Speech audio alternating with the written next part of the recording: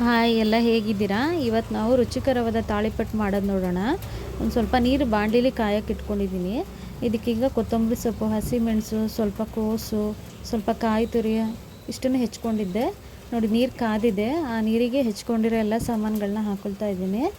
ರುಚಿಗೆ ನೋಡ್ಕೊಂಡು ಉಪ್ಪು ಹಾಕ್ಕೊಳ್ಳಿ. ಈಗ ಕುದಿ ಬರ್ತಾ ಇದೆ. ಇದಕ್ಕೀಗ ಒಂದು 4 ದೊಡ್ಡ ಸ್ಪೂನಲ್ಲಿ ಅಕ್ಕಿ ಹಿಟ್ಟು ಹಾಕ್ತಾಯಿದ್ದೀನಿ. ನೋಡ್ಕೊಳ್ಳಿ, ನಿಮ್ಮ ಮನೇಲಿ ಎಷ್ಟು ಜನ ಇದ್ದಾರೆ ನೋಡ್ಕೊಂಡ್ಬಿಟ್ಟು ಅಷ್ಟು ಅಕ್ಕಿ ಹಿಟ್ಟು ನಿಮ್ಮ ಅಂದಾಜಿಗೆ ನೋಡ್ಕೊಂಡು ಹಾಕ್ಕೊಳ್ಳಿ. ಇದೊಂದು 3ರಿಂದ 4 ಜನಕ್ಕೆ ಸಾಕಾಗೋಷ್ಟು ಮಾಡಿದ್ದೀನಿ ನಾನೀಗ. ನೋಡಿ ಕುದಿ ಬಂದಾಗ ಅಕ್ಕಿ ಹಿಟ್ಟು ಹಾಕಿ ಒಂದು 2 ನಿಮಿಷಗಳ ಕಾಲ ಸಣ್ಣ ಉರಿಲಿ ಬೇಯಕ್ಕೆ ಬಿಟ್ಟು ಆಮೇಲೆ ಕೆದ್ರಕೊಬೇಕು. ಚೆನ್ನಾಗಿ ಮೇಲೆ ಕೆಳಗೆಲ್ಲ ಕ್ಲೀನಾಗಿ ಕೆದ್ರಕೊಳ್ಳಿ. ಸಣ್ಣ ಉರಿಲಿ ಹಾಗೆ ಒಲೆ ಮೇಲೆ ಒಂದು 2 ನಿಮಿಷ ಹಾಗೆ ಬಿಡಿ. ಇದನ್ನೀಗ ಒಂದು ದೊಡ್ಡ ತಟ್ಟೆಲಿ ಆರಕ್ಕೆ ಹಾಕ್ಕೊಳ್ಳಿ. ಚೆನ್ನಾಗಿ ಆರಿದ ಮೇಲೆ ಚೆನ್ನಾಗಿ ನಾದ್ಕೊಬೇಕು. ಸ್ವಲ್ಪನೇ ಹಾಕ್ಕೊಂಡು ಚೆನ್ನಾಗಿ ನಾದ್ಕೊಳ್ಳಿ. ಚೆನ್ನಾಗಿ ನಾದ್ಕೊಂಡು ರೊಟ್ಟಿ ಹಿಟ್ಟಿನ ಉಂಡೆಗಳಾಗಿ ಮಾಡ್ಕೊಳ್ಳಿ. ನೋಡಿ ಈ ಥರ ಉಂಡೆಗಳನ್ನು ಮಾಡಿಕೊಂಡು ಒಂದು ಪೇಪರ್ ಶೀಟಲ್ಲಿ ಕೆಳಗಡೆ ಪೇಪರ್ಗೆ ಎಣ್ಣೆ ಹಚ್ಕೊಂಡ್ಬಿಟ್ಟು ರೊಟ್ಟಿಗಳನ್ನ ತಟ್ಕೊಳ್ಳಿ.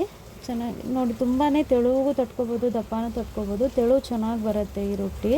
ಮತ್ತು ಯಾವುದೇ ರೀತಿಯಾಗಿ ಹರಿಯಲ್ಲ ಈ ರೊಟ್ಟಿ. ಯಾಕಂದರೆ ತರಕಾರಿ ಎಲ್ಲ ಸಣ್ಣ ಹೆಚ್ಕೊಂಡಿರ್ತೀವಿ, ಹಾಗಾಗಿ ಈ ರೊಟ್ಟಿ ಹರಿಯಲ್ಲ.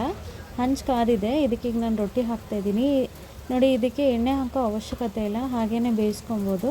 ಇದನ್ನು ನಾವು ಕಾಯಿ ಚಟ್ನಿ ಜೊತೆಗೆ ಬಿಸಿ ಬಿಸಿಯಾಗಿ ತಿಂದರೆ ತುಂಬಾ ರುಚಿ ಇರುತ್ತೆ.